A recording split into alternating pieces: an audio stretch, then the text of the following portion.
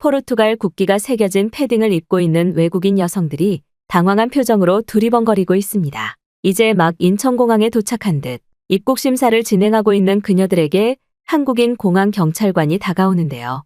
그리고 바로 그 순간 한 외국인 여성은 갑자기 엄청난 크기의 가방을 열더니 공항 바닥에 스노보드 장비들을 꺼내기 시작합니다. 하지만 한국인 경찰관은 석연치 않은 표정을 지으며 뭐라 말을 건네고 그의 말을 들은 외국인 여성들은 갑자기 기쁨의 환호성을 지르는데요. 과연 포르투갈 출신 외국인들은 한국에서 무슨 일을 겪은 것일까요? 안녕하세요. 저는 포르투갈에서 여자 스노보드 대표로 활동하고 있는 베로나라고 합니다. 얼마 전까지만 해도 세계 순위에서 어느 정도 상위권에 있던 저희 팀은 포르투갈 정부의 예산 부족으로 인해 하루아침에 스노보드 대표팀 자체가 강제 해산되고 말았는데요. 그런데 팀원 전체가 시리에 빠져있던 그때 저희 팀의 막내였던 샤베스는 저희끼리 돈을 모아 한국에서 훈련을 하는 것은 어떻겠냐며 이해할 수 없는 제안을 건넸습니다. 샤베스는 평소 한국에 대해 관심이 많았던 친구였지만 실력은 형편이 없어서 팀원들의 신뢰를 받지 못하던 상태였고 역시나 다른 동료 선수들은 갑자기 무슨 한국이냐면서 헛소리를 하지 말라는 핀잔을 주는 것이 전부였는데요.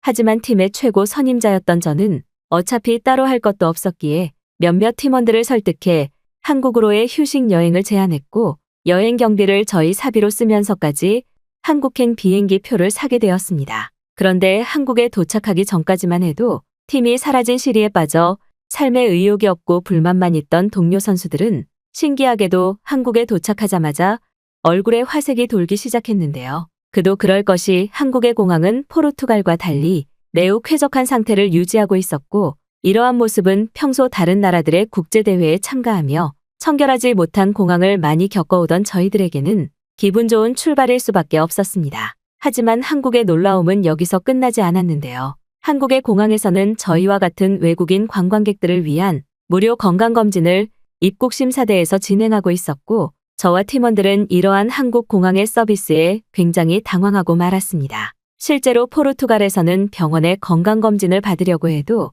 한 달 급여를 전부 사용해도 모자랄 정도의 높은 비용을 내야만 했는데 신기하게도 한국은 단순히 외국에서 방문했다는 이유로 혹시 모를 상황을 대비하기 위한 건강검진을 무료로 제공하고 있었고 이러한 한국의 모습은 평소 건강관리에 유별날 수밖에 없는 저희와 같은 운동선수들에게는 기적에 가까웠는데요. 실제로 입국 심사대에 있던 공항 직원분은 이러한 공항 건강검진 시스템 덕분에 자신도 모르는 지병을 확인하는 외국인 관광객분들이 매우 많다면서 뿌듯한 표정을 보이시더군요. 포르투갈에 있을 때에는 정부 예산이 나올 때만 기초 건강검진을 받아왔었던 저와 동료들은 포르투갈보다 더 꼼꼼하고 청결한 한국 공항의 입국 대상자 건강관리 시스템에 한국인들의 삶의 수준을 가늠할 수 있었고 이내 포르투갈과 한국은 이미 너무나 큰 국가의 격차가 난다는 사실을 깨닫고 말았습니다. 모든 건강검진이 끝나자 공항에 있던 간호사분은 굉장히 비싸 보이는 비타민까지 무료로 제공해 주셨고 그렇게 저와 동료들은 매우 기분 좋은 검진을 마친 뒤 곧바로 예약해 놓았던 스키장으로 향했는데요. 사실 팀이 해체되어 버린 좋지 못한 기억 때문에 한국에서는 절대 스노보드를 타지 않으려고 했으나 실제로 겪어본 선진국 한국의 모습에 저와 동료들은 한국에 대해 조금 더 알고 싶었고 결국 제일 익숙한 스노보드라도 타보자며 한국의 스키장을 예약하고 말았습니다. 그런데 스키장을 가기 위해 휴대폰의 지도 어플을 확인한 저는 이내 두 눈을 의심하고 말았는데요. 저희가 예약한 스키장까지는 단 한 번의 지하철로 1시간 정도면 이동이 가능했고 이것은 사실상 말도 안 되는 상황이었기 때문입니다. 포르투갈에서 저희가 사용하던 스노보드 연습장은 무려 비행기를 타고 이동해야 할 정도로 상당히 멀리 떨어진 거리에 있어서 한번 훈련을 나갈 때마다 아예 스키장 근처에 텐트를 치고 숙식을 해결해야만 했는데 놀랍게도 한국은 공항에서부터 스키장까지 너무나 편하게 이동할 수 있었는데요. 저의 휴대폰 화면을 확인한 동료들은 어떻게 이게 가능할 수가 있냐면서 저와 똑같은 충격을 받은 듯 했고 몇몇 동료들은 그럼 한국인들은 집에서 휴식을 취하다가 마음만 먹으면 당일로도 스키장 이동이 가능하냐면서 거짓말을 하지 말라는 반응을 보이기도 했습니다. 포르투갈에서는 최소 2시간 이상의 자가용을 타고 이동해야 되거나 비행기를 타야만 했는데 한국에서는 고작 지하철 한 번이라니 이미 여기서부터 저와 선수들은 한국의 교통 인프라가 미래도시처럼 느껴지기 시작했고 이렇게 편리하고 부유한 나라에서 사는 한국인들이 부러워지기 시작했어요. 그런데 스키장을 가기 위해 처음 탑승한 한국의 지하철에서도 충격적인 상황은 끝나지 않았는데요. 엄청나게 큰 스노보드 장비를 들고 탑승한 저와 팀원들은 다행스럽게도 지하철의 빈자리에 앉을 수 있었고 자리에 앉자마자 뭔가 이상함을 느끼고 말았습니다. 놀랍게도 한국의 지하철 의자에서는 고통스러운 벌레인 빈대가 전혀 느껴지지 않았기 때문인데요. 아직도 포르투갈의 지하철은 지하철 내부에 자리에 앉기 전 좌석의 빈대를 꼭 확인하고 앉으라는 경고문이 있을 정도로 방역의 수준 자체가 높지 않고 실제로 잠시 정신을 팔고 지하철 좌석에 앉아 있으면 빈대의 피해를 보기 마련인데 이상하게도 한국은 빈대는 물론 지하철의 벌레 자체가 보이지 않았습니다. 지하철에 앉아있던 한국인들은 그저 평화로운 표정으로 음악을 듣거나 책을 읽는 것이 전부였고 그 누구도 자리에 빈대가 있는지 확인하는 과정을 거치지 않았는데요. 심지어 이러한 상황을 믿지 못하던 한 동료는 휴대폰 번역기를 사용해서 옆자리에 있던 한국인에게 한국의 지하철은 빈대가 없는 것이냐며 질문을 건넸고 그것을 본 한국인 여성분은 웃음을 터뜨리더니 지하철에 어떻게 빈대가 있을 수 있냐면서 저희보다 더욱 당황한 반응을 보이셨습니다. 말 그대로 한국의 지하철에서는 벌레 자체가 나오지 않는 청정구역과 다름이 없었고 실제로 지하철의 좌석은 물론 바닥까지도 쾌적하게 관리되고 있어서 마치 하나의 움직이는 호텔처럼 느껴질 정도였는데요. 저와 동료들은 한국의 교통수단이 이렇게나 쾌적할 수 있다는 사실에 큰 충격을 받았고 그렇다면 포르투갈은 왜 아직도 빈대가 나오는 지하철을 그대로 손을 놓고 있는지 이해가 되지 않았습니다. 마치 한국인들과 포르투갈인들은 전혀 다른 세상을 사는 것 같았고 국가의 수준 차이가 30년 정도 차이가 나는 선진국과 후진국으로 느껴지기 시작했는데요. 빈대가 없는 지하철 좌석에 앉아 약 1시간 정도 이동을 하니 믿을 수 없게도 정말 엄청나게 큰 스키장의 입구에 곧바로 도착할 수 있었고 저와 팀원들은 스키장에 도착했는데도 체력이 남아돈다는 사실에 놀라움을 금치 못했습니다. 포르투갈에서는 한번 훈련을 나갈 때마다 이미 스노보드 연습장인 스키장으로 도착하는 것에만 꼬박 하루의 시간을 허비해야 했는데 한국에서는 이런 불편함 자체가 없었고 자신이 원한다면 고작 1시간 만에 스키장 입구에 도착할 수 있었죠. 특히나 스키장까지 도착하는데 너무나 저렴한 교통비용을 지불했다는 사실은 가난했던 저에게는 더할 나위 없이 좋았고 한국행을 반대했었던 동료 선수들도 이제는 흐뭇한 표정을 지으며 이럴 줄 알았으면 조금 더 빨리 한국에 오자고 하지라며 후회하는 모습을 보이기도 했어요. 그런데 스키장의 입구에 도착한 저와 동료들은 한 번도 보지 못한 이상한 광경에 눈이 휘둥그레지고 말았는데요. 스키장 입구에 있던 직원분은 저희를 보더니 휴대폰 출입증을 확인했냐며 영어로 질문을 하셨고 저는 그 말의 뜻을 이해하지 못했습니다. 제가 당황하는 반응을 보이자 한국인 직원분은 저에게 휴대폰을 보여달라고 하셨고 이내 무언가를 하시더니 휴대폰 화면에 입장하라는 메시지가 뜨면 다시 입구로 오면 된다며 너무나 친절한 안내를 해주셨는데요. 충격적이게도 한국은 스키장에 출입에 있어서 저희보다 일찍 도착한 많은 대기 인원이 있었지만 실제로 추운 겨울날 입구에서 줄을 서고 있던 사람들은 단 한 명도 없었고 모두가 편하게 따뜻한 카페나 식당에서 휴대폰 출입 알람을 기다리며 디지털 줄을 서고 있던 것이었죠.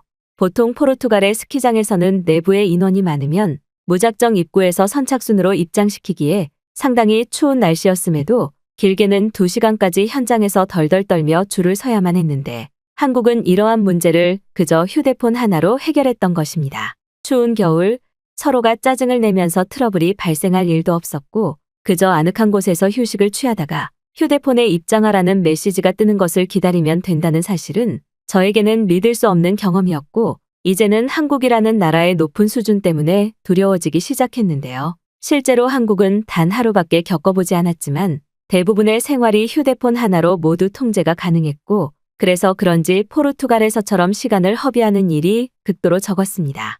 말 그대로 한국인들의 1시간은 디지털 인프라가 발달되어 있지 않은 포르투갈인들의 3시간과 맞먹을 정도의 효율이었고 저는 그제서야 한국이 왜 단기간에 엄청난 성장을 이루어낸 대단한 나라였는지 조금씩 이해가 되기 시작했어요. 한국인들은 불편한 사항이 있다면 그것을 해결하기 위한 기술적 발전을 이루어냈던 것이었고 이러한 단순한 스키장 출입에서마저도 편리함을 추구했던 것이죠. 그렇게 팀원들과 함께 스키장 입구에 근처에 있던 카페에서 커피를 마시며 약 20분 정도 수다를 떨자 곧 휴대폰에 스키장의 입구로 와달라는 알림 메시지가 왔고 저와 동료들은 이렇게 편한 나라가 존재하고 있었다는 생각에 기쁜 표정을 지으며 스키장으로 입장하게 되었습니다. 그런데 스키장에 출입해 깔려있던 눈을 밟자마자 저와 팀원들은 말도 안 된다는 환호성을 지르고 말았는데요.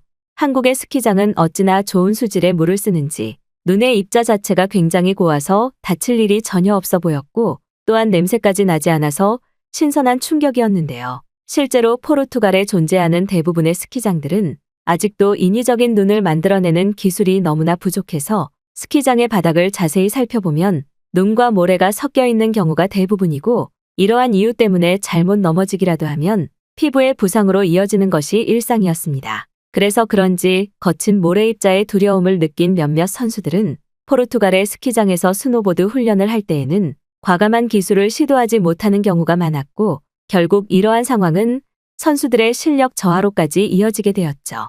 하지만 한국은 눈의 입자 자체가 굉장히 부드러웠고 전혀 흙이 섞여 있지 않았는데요.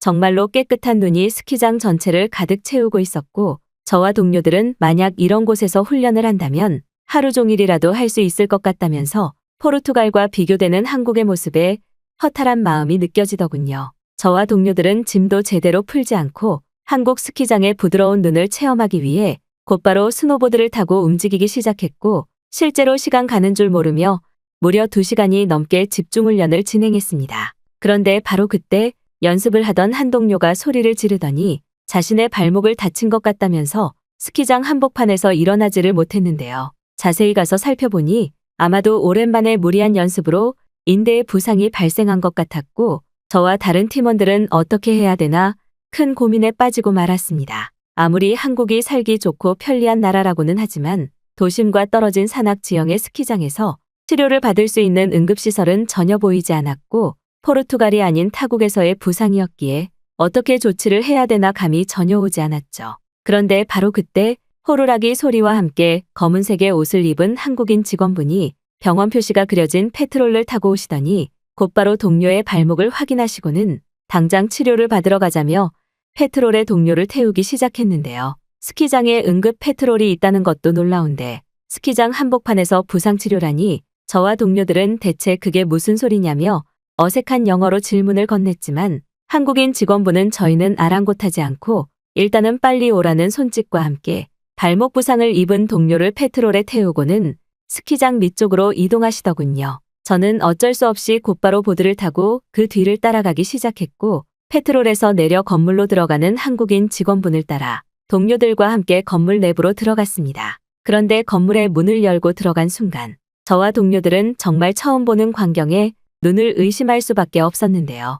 놀랍게도 그곳은 마치 포르투갈의 대학병원처럼 엄청난 규모의 종합병원이 운영되고 있었고 실제로 건물의 내부에는 하얀색 의사가운을 입은 한국인 의사분과 간호사분들도 상당히 많이 보였기 때문입니다. 마치 도심 한복판에 있는 병원이라고 해도 믿을 정도로 건물의 내부에는 꽤 많은 환자들이 이미 진료를 기다리고 있었고 저와 동료들은 어떻게 스키장에 병원이 있을 수 있냐면서 동료의 부상은 완전히 잊어버린 채 건물 이곳저곳을 살펴보기 바빴는데요. 그렇게 한참을 구경하고 있던 그때 한국인 의사분이 오시더니 다행스럽게도 동료의 발목은 단순한 근육통이었다며 물리치료를 받고 곧바로 숙소로 이동하면 된다는 믿을 수 없는 설명을 해주시더군요. 그 후 물리치료를 받고 나온 마리아는 만약 포르투갈의 스키장에서 부상을 당했다면 이렇게 빠른 조치는 불가능했을 것이라며 한국의 스키장 인프라에 굉장히 놀라워했고 그건 저와 다른 동료들도 마찬가지였습니다. 믿기는 어려웠지만 한국의 스키장에서는 부상을 입으면 곧바로 근처의 병원으로 이동하기만 하면 되는 편리한 인프라를 갖추고 있었고 이는 스키장의 병원은커녕 식당조차 없는 포르투갈의 스키장을 경험해왔던 저에게는 엄청난 충격이었죠. 실제로 스키장 병원의 내부에는 다른 외국인 관광객분들도 꽤나 많이 보였고 대부분의 외국인분들은 저희와 똑같이 놀란 표정을 지으며 스키장 병원 이곳저곳을 구경하고 계시더군요. 저희와 같은 외국인들에게는 한국의 스키장 인프라가 놀라움의 연속일 수밖에 없었고 부상을 당하고 5분 만에 치료를 끝낼 수 있다는 사실은 도저히 믿어지지가 않았습니다. 어떻게 이렇게 편리한 나라가 있을 수가 있을까요? 저와 동료들은 계속 똑같은 말을 반복하며 한국의 스키장을 즐기기 바빴고 그렇게 저희 팀은 무려 일주일이 넘는 시간 동안 스키장에서 스노보드를 타며 한국이라는 나라를 경험하게 되었습니다. 한국에 오기 전까지만 해도 팀이 사라져버려 삶의 의욕마저 없었으나 한국의 스키장에서 스노보드를 타며 조금씩 세상을 보는 시각을 넓혀나가니 저와 동료들은 꼭 포르투갈에서만 연습을 하라는 법은 없지 않냐는 결론을 얻었는데요. 또한 팀이 사라졌어도 소속 대표로서 대회 참석은 가능했기에 저와 동료 선수들은 각자의 돈을 모아 한국의 스키장에서 집중 훈련을 해보자며 한국으로의 단기 이민을 신청하게 되었습니다. 물론 선수로서 실패할 수는 있겠으나 마지막 도전이라고 생각한 저는 곧 있을 국제대회에서 좋은 결과를 얻지 못하더라도 한국에서 다른 일을 해보며 살아갈 또 다른 계획도 준비하고 있는데요. 지금까지는 포르투갈이라는 나라에서만 갇혀 살아왔지만 한국에서는 다양한 도전을 할 수 있을 것 같은 용기가 생겼고 실제 고도로 발달되어 있는 선진국 한국에서는 포르투갈보다 더욱 좋은 기회들이 많이 보였습니다. 서류 작업을 위해 지금은 어쩔 수 없이 포르투갈로 돌아온 상태이지만 저와 동료들은 한국에서의 경험을 통해 지금은 희망이 있는 행복한 하루를 보내고 있죠.